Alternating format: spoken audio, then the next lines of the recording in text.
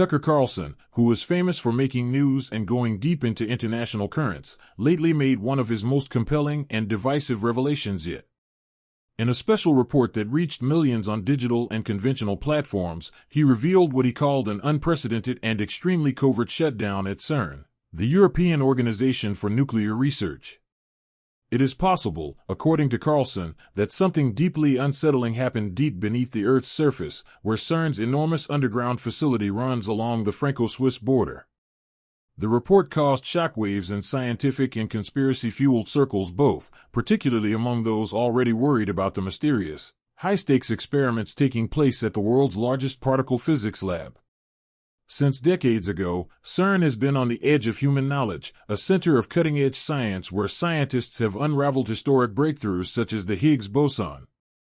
The site has garnered international admiration for its physicists' achievements. But it has also long attracted the interest of skeptics, conspiracy theorists, and spiritual watchers who fear that its massive experiments could meddle with forces beyond human understanding. And this time, Carlson's report did more than ask questions. It described a building that perhaps crossed a threshold, literally, not just scientifically, but maybe metaphysically. Carlson's allegations revolve around the timing and circumstances of a complete shutdown at the building, an episode he underscored was not on any maintenance schedule. This wasn't a temporary slowdown. It was an urgent shutdown caused by something so strange that it violated technological procedure and even human knowledge, his sources informed him. What made the shutdown itself dangerous, Carlson contended, was that it occurred in tandem with a strange and worldwide series of anomalous readings detected by standalone monitoring stations and scientific equipment on multiple continents. The anomalies were not minor glitches or understandable misfires. They encompassed unexplained electromagnetic spurs, strange gravitational force fluctuations, and, in the most chilling finding, seeming disturbances of time. Tools measuring time with atomic accuracy purportedly recorded fleeting but quantifiable desynchronization occurrences. Clocks designed to be perfectly in step were, for a moment, out of step with themselves. The consequences are mind-boggling. If true, it would indicate that whatever was occurring at CERN did not merely produce an electromagnetic disturbance, it could have destabilized the fabric of spacetime itself. The reason, Carlson said, was a new particle collision test at the center of the Large Hadron Collider, LHC, the huge 17-mile-long underground ring where particles are collided at nearly light speed. The aim of this test was to explore deeper into the Higgs field and reveal signs of dark matter, extra dimensions, or other unusual kinds of reality that string theory and supersymmetry predict. Whereas such endeavors are honored in the mainstream physics, they also come close to situations that scientists have long regarded as extremely unlikely, but not impossible, such as the creation of small black holes, quantum instability, or the unintentional breach of a dimensional boundary. Carlson's story added a decidedly ominous detail, a so-called field inversion event, an instant when physical laws within a segment of the collider ceased to function as predicted. Sensors began sending strange and incomprehensible readings before shutting down completely. Communication systems also failed. Parts of the collider turned off, refusing to respond to external command protocols.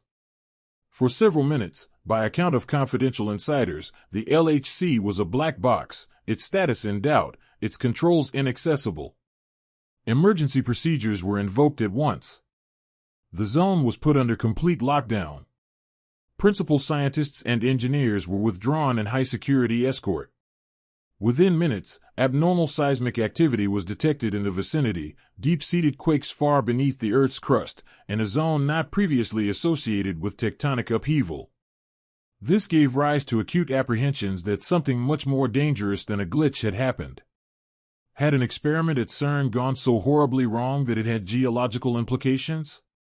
Worse yet, had CERN unwittingly opened a rift, a one that spanned this world and something other? Carlson was not afraid to propose the most tantalizing hypothesis, that CERN had unwittingly opened a doorway, temporary or otherwise, to a different dimension, a different timeline, or some alternate reality itself. It sounds like science fiction, perhaps, but Carlson pointed out that such scenarios are firmly based in mainstream theoretical physics. Ideas such as brain worlds, higher dimensional space, and parallel universes are not fringe, it's the basis of many contemporary theories of the universe. There was more evidence, said Carlson, that the situation was dire. The energy readings and electromagnetic spikes that occurred after the experiment were not random occurrences. They showed a pattern, one that eerily resembled what physicists who have speculated about what a dimensional breach would look like have predicted. These energy patterns were not localized at CERN either. Deep space observatories worldwide recorded echoes of the anomaly, which suggests that whatever occurred might have produced ripples outward, into space, or perhaps even through the fabric of the universe. And then the human and environmental consequences followed. Neighbors of CERN reported bizarre visual and auditory effects. Dozens of local residents reported unusual lights in the sky, unexplainable cloud patterns, and a low, rumbling, bone-shaking hum. These observations were not isolated. Satellite photos from several nations reportedly revealed distortions in the sky over the facility, and weather data captured anomalies in temperature and barometric pressure that defy explanation. Carlson also quoted unsubstantiated leaks indicating biological and psychological impacts. With workers inside, they experienced hallucinations like vivid colors and patterns inside their minds, confusion, memory losses, and even picking up languages temporarily, talking fluently in dialects unknown to them previously. One of the more disturbing tales involved a researcher who walked out of the collider's control room in a catatonic daze, speaking in what some believed was an ancient or foreign language. The stakes are high. Might exposure to an unfamiliar quantum field or interdimensional frequency have initiated neurological alterations? Or might something else, something perhaps intelligent, have made contact? The phenomena were not confined to human beings. Within a 30-mile radius of CERN, animal behavior significantly changed. Birds fled nests in wholesale exodus. Dogs ran erratically and cried at nothing. Farm animals refused to eat or hydrate. Local veterinarians could find no biological reason. Meanwhile, electronic equipment started malfunctioning in bizarre ways. Voice assistants delivered twisted words. Phones turned on by themselves. Compasses revolved endlessly. Power surges struck homes with no apparent source. Although anecdotal, the sheer number and uniformity of reports made them difficult to dismiss. Carlson next addressed something more symbolic, but no less terrifying. Outside of CERN's main building, a statue of Shiva, the Hindu god of rebirth and destruction, sits. To some, this is simply figurative, a representation of the creation and destruction that take place in particle collisions. But to others, the statue signifies something more profound, perhaps even a ritualistic or spiritual recognition of the forces being manipulated by CERN. Carlson asked a provocative but interesting question: was CERN maybe pursuing not only science, but a new alchemy, high-tech rituals dressed up in the language of research? He emphasized that this concept, though unorthodox, speaks to the increasing public concern. Most now worry that unbridled ambition on the part of such institutions as CERN will drive humanity into areas we are not ready for and do not truly comprehend. And the scariest thing? Not that something had gone awry, but that something had gone different. Forever. That we might have crossed a threshold, one that cannot be crossed again. Carlson took the chance to revive an old controversy: do humans have the right to try things that pose the threat of cosmic repercussions? As he pointed out, there was never a democratic referendum giving the green light to try to manipulate the basic fabric of time or explore alternate realities. These choices are decided by bureaucrats, scientists, and committees, sometimes with minimal or no public participation. And the risks could hardly be greater. He also disclosed that in the initial reaction to the incident, communication channels were shut down. Public data streams were severed. Secure research portals went dark. Even archived data were shut off or erased. For an organization that boasts about openness and global collaboration, all this secrecy served as warning bells.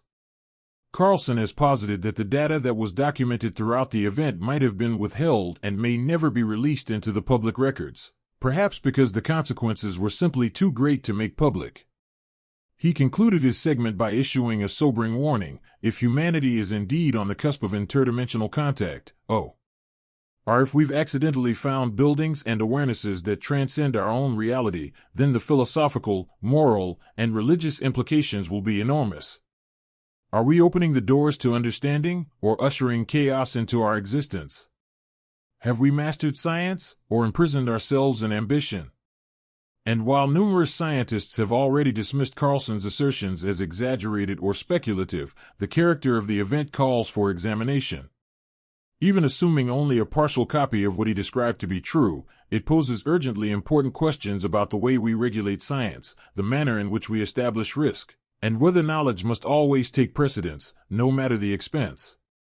At a moment when the limits of reality are shifting because of quantum mechanics, artificial intelligence, and exploration of space, the most significant question is possibly not what we can do, but whether we should. If you enjoyed this report, please like the video, subscribe, and enable the notification bell for subsequent updates. We would love to hear your opinions. What do you think went on at CERN? Do you think Carlson's sources are trustworthy? Are we possibly on the verge of discovering, or unleashing, something beyond understanding? Leave your comments below and join the discussion.